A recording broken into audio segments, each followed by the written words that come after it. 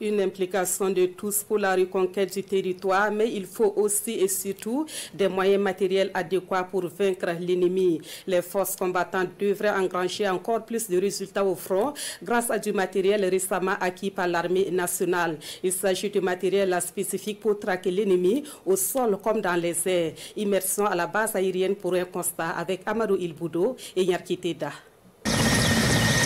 C'est la puissance de feu de l'armée burkinabé qui se manifeste ici à la base aérienne 511 de Ouagadougou.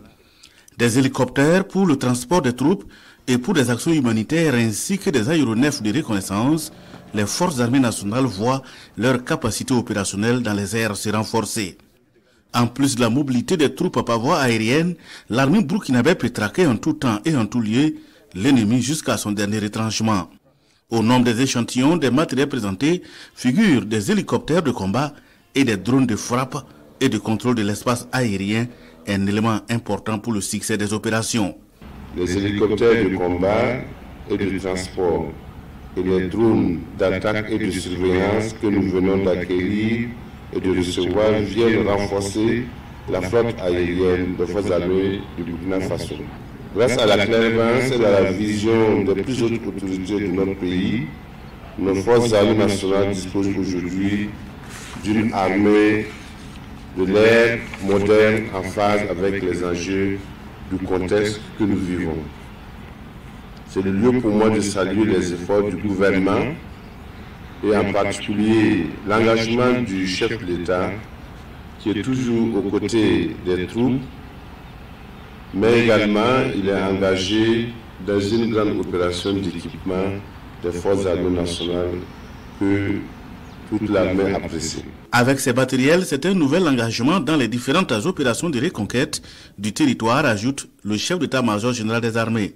De son côté, le ministre en charge de la Défense insiste que ce matériel n'est qu'un échantillon avec pour viser avoir une armée opérationnelle dans tous ses compartiments. Comme le dit souvent, quand on va par étapes, il faut souvent s'arrêter et faire un point. Il faut dire que des efforts sont consentis énormément par les soldats, les forces engagées sur le terrain, tout comme la population, et aussi des partenaires pour nous aider dans le combat que nous menons. Et ça fait déjà un bout de temps qu'on a des acquisitions. Maintenant que tout est essayé, tout a été confirmé sur le plan opérationnel, on se fait le plaisir de venir faire une réception et de remettre officiellement aux utilisateurs, dont en tête le chef d'état-major des armées. Et comme je le dis, ça ce n'est qu'une partie.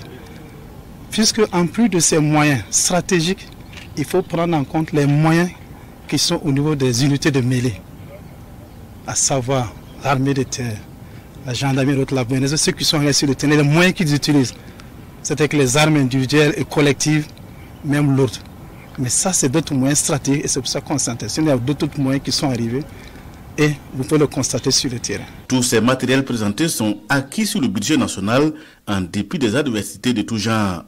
Et par la voix du chef d'état-major général des armées, les troupes s'engagent à en faire bon usage et à mener la guerre dans les coins et recoins du pays avec pour défi vaincre l'ennemi.